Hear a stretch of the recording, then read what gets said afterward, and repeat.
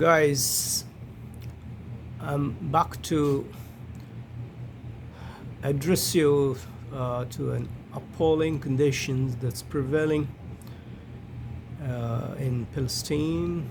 I've just now heard the news about Gaza. I was watching Al Jazeera, the kind of basic amenities altogether disappearing, no food, heating up, and then there's a real danger of epidemic getting spread because of the lack of proper sanitation,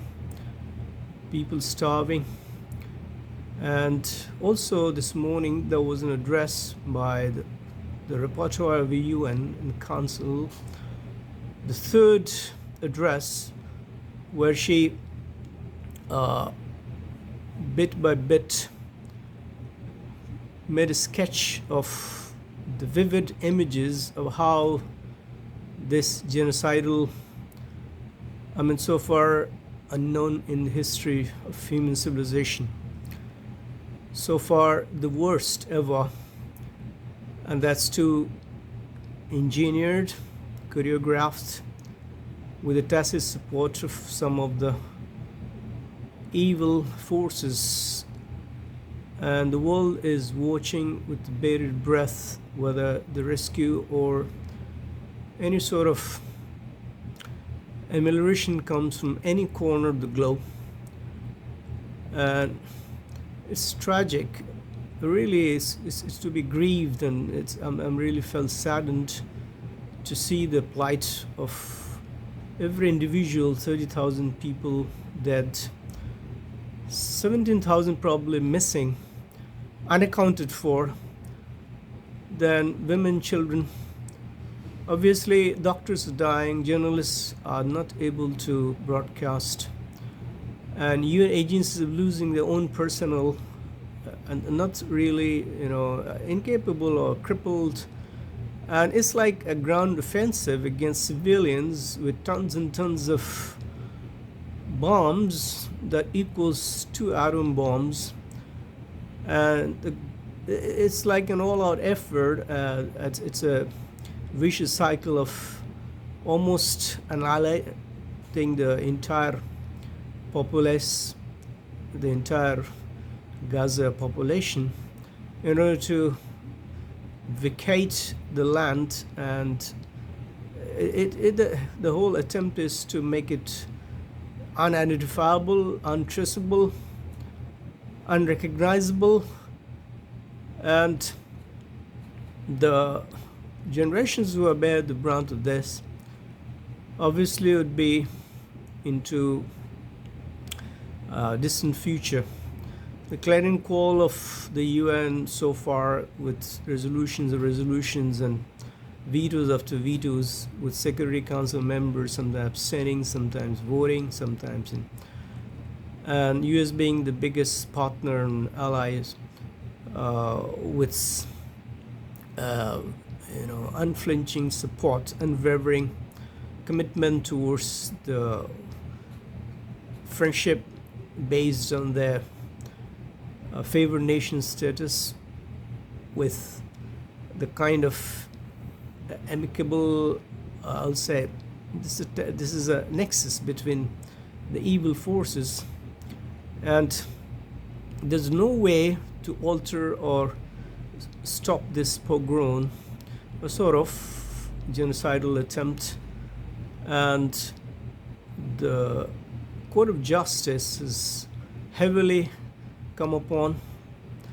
the nation, and the present head of the state refuses to abide by Geneva Conventions, international laws, and it has exceeded all the limits and all the boundaries, all the barriers of human dignity, and it's have been humiliating the people who are helpless, unarmed civilians, in the name of removing what they call the anti-terrorist and terrorist organizations. It's almost 6 months, I had addressed in one of the previous videos, and I never imagined it was inconceivable for me to have spilled, to have such cascading effects upon, because there's no sign of its abatement, and it's every day, every morning we find deployment near forces, reinforcement, convoys, then shellings and shellings after shellings, and basic infrastructure, which I'm like social fabric, is being torn apart. There's nothing left over there except the demises, rubbles, and debris. And it used to be a flourishing, education institutions brought down, hospitals have been brought down, and basic infrastructure like where the power supply, all cut off, and the food, and people are starving to death. They're forced to rummage foods as if they are animals. Actually, they are made to eat animal foods for hoping to survive for a couple of days. There have been injured people, thousands, like I told, 17,000 unaccounted for, missing. Others wounds which are like life-threatening, where they will always, they will remain crippled and they will be disabled for life. Even if normalcy is brought about, that's highly unlikely. No wonder that the world has woken up, and in the US, some of the premier academic institutions, Ivy League institutions like Harvard and Columbia, students have taken up this issue, and they have started peacefully protesting, showing the resentment against the inactions and the complicit role of some of the nations, and especially European nations, and at the behest of the powerful US. And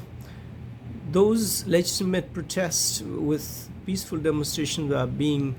curbed, curtailed. They are being made to leave the campus. They are being, jailed, arrested. And I heard the dean of one institution, philosophy department, she's addressed this morning that it's likely that it's greater likely that she is being removed and fired from her post, and she was crying. In fact, this is gaining momentum worldwide because there's a limit to what extent humanity can bear with the brunt of this disgrace and humiliation and this inactivity and passivity, because we all are born with human innate compassion, and that's what the human civilization has taught us, and that's what freedom of expression is all about. What the US vouched for, stands for in this Declaration of Independence. And so and it's getting spreading like a wildfire in the UK, some institutions, and some of the places already in Germany. And now the thing is, this is a wake-up call for the conscientious people, and we shouldn't forget that Nelson Mandela, who had spearheaded the first freedom struggle movement, I would say, like India's freedom struggle from the yoke of the British rule, they have been, like Nelson Mandela, he truly thanked the student community who came out all open and came out with the brazenness to stop this apartheid regime, and the legitimate demand and voicing their concerns and being a part of the struggle movement brought about the fall of that apartheid regime. So it's no wonder that if the students and youths and those all conscientious, right-minded people, they, with all their conscientious efforts, try to give a clarion call for the veto power nations and all Security Council members, permanent members, and to bring about a very strong resolution without a veto, to counter this offensive, which it seems to be not stopping anywhere soon, anytime soon. And how come, like the world could be a passive, in fact, a complicit in this heinous crime against humanity, and this genocidal attempt, which is like, I'll say that the last 4 years, all the conflicts put together, combined, in any strife of any sort, of any scale, hasn't taken the toll of so many children, and has so many lives within a couple of months, without any resistance, without any fight, without any plausible explanation, or in the name of human corridor and human and now it's out of hands of even the regime to stop this, because there are some forces and fundamental bigotry, and they are not Semites, and they are anti-Semitics, and they are not for the welfare of this peace-loving people from the religion, people from the book. That's what we call them, and this has to bring, to be brought about a grinding halt, or it has got to be, nipped in the bud, because this could set a precedence for all those dictatorial regime, those who go unclipped, unstifled, and they go on going for such kind of extermination of one community, one populace from one part of the globe, those who are helpless, those whose hands are tied, those who are already dead, and you are killing the dead people. So let's hope that this protest movement from the campuses world over, and the Ivy League colleges in Columbia and Harvard, and then it has conflagrated, and students in large number are not vacating the campus, and this doesn't augur well for any academic institution where parents spend so much for the rightful seeking of the right education, and they need not be involved in that their educational process gets derailed on this so much of disruption the academic pursuit. And I've come to know that some institutions have gone online for the whole year, including I guess Harvard and some of the most prestigious institutions worldwide. So this tells a lot about that the things are going out of hands from even those who are the beck and call, and those who are invested with so much of power to decide the fate of the complete a nation, so to say. Palestine is a nation, and if this nation is at the beck and call, mercy of a handful of decision makers, without any of its safeguards, its sovereignty, its freedom, its existence, and with the two-state solutions in theory that the UN has been propounding and coming up with, and all the agreements and vetoes based on two-state, two-nations theory, and that's the only viable solution, it seems. But that too appears to be a distant dream now, because if the other party and the other state doesn't exist anymore, what is this two-state solutions all about? So this is the time that International Court of Justice brings about far-reaching historic decisions, and of course it's not armed with the implementation decision, but it's come with a decision of how to stop this kind of genocidal act from one legitimate nation against the other legitimate one,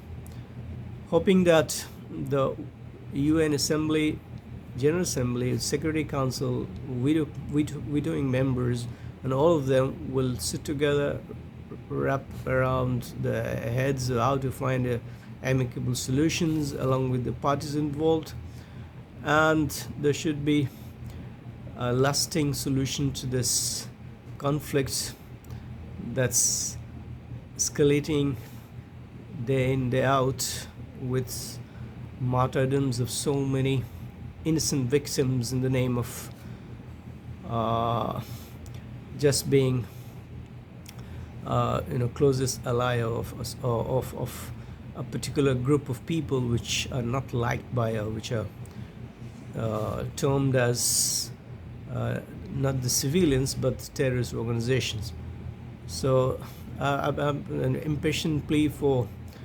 those participating in the protesting movement worldwide.